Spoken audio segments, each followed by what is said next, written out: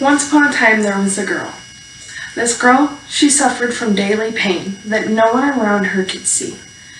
When this girl would let herself occasionally succumb to this pain and let it stop her from her normal tasks, such as work, school, many would tell her that her pain wasn't real, that she was just becoming the boy that cried wolf. It was many, many years later, many years of strength pushing through, that this girl learned that her pain had a name. That name was endometriosis. This is my story. That girl is me.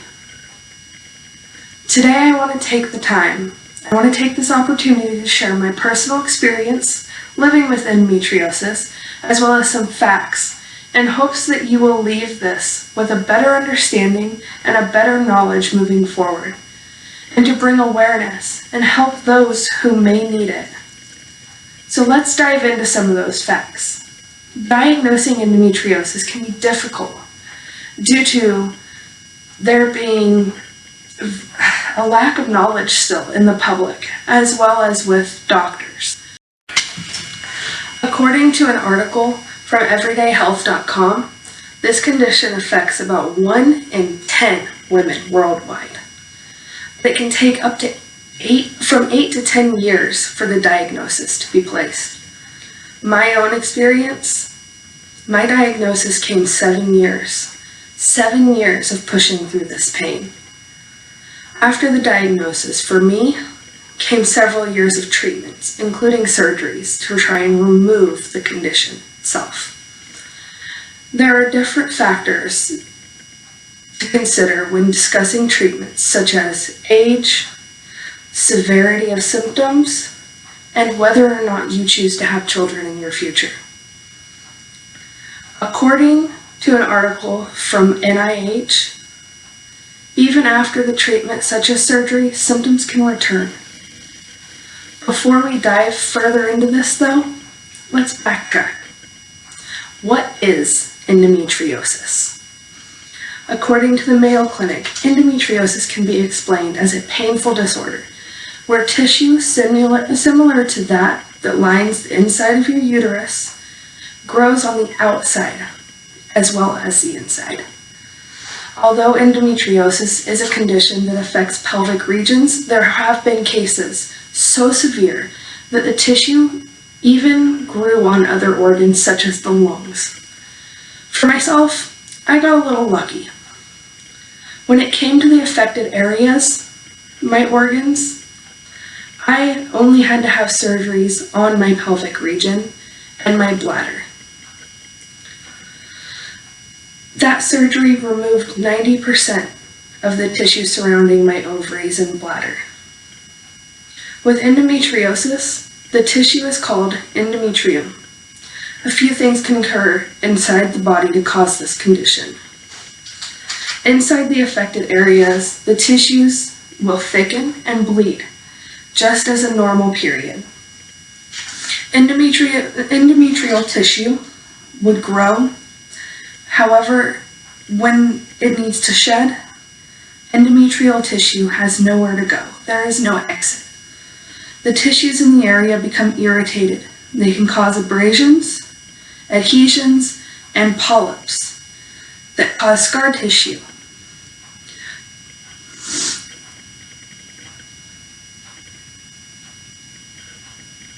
Endometriosis can cause more than pain inside your body.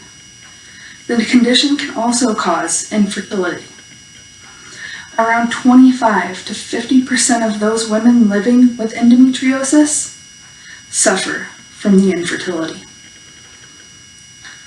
They also get the everyday pain. This is a lot.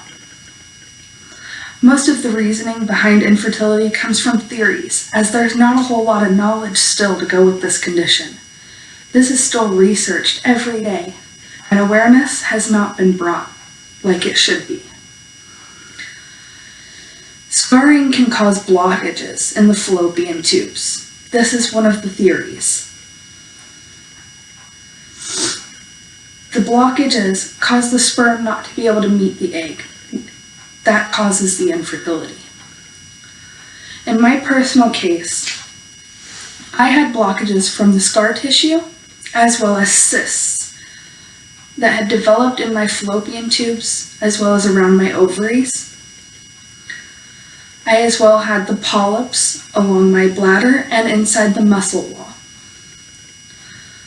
Before having this removed, they had given me a 0% chance of ever having children.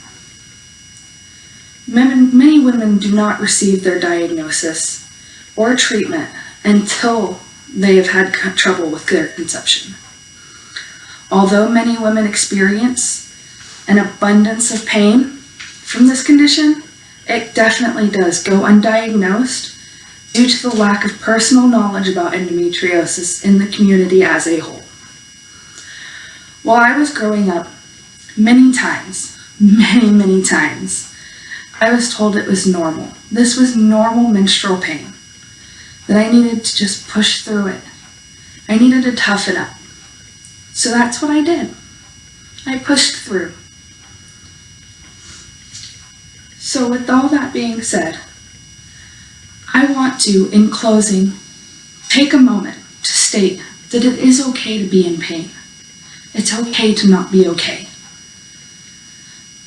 The more knowledge we put out there to our community about this condition, the better research we will have to help people in our future. There are so many women today that suffer from this condition. The more we can learn about the symptoms we've seen, as well as the new symptoms that appear, the better chance we have to making the diagnosis faster and being able to help better. This is my story mixed in with the facts on this condition, and I hope one day we can find a real cure for this. Thank you for taking the time to listen to me. Whether you have a loved one or you yourself live with this condition, I hope I was able to help moving forward, clarify the things that we needed to watch for, as well as the information to help advise in the future. Thank you.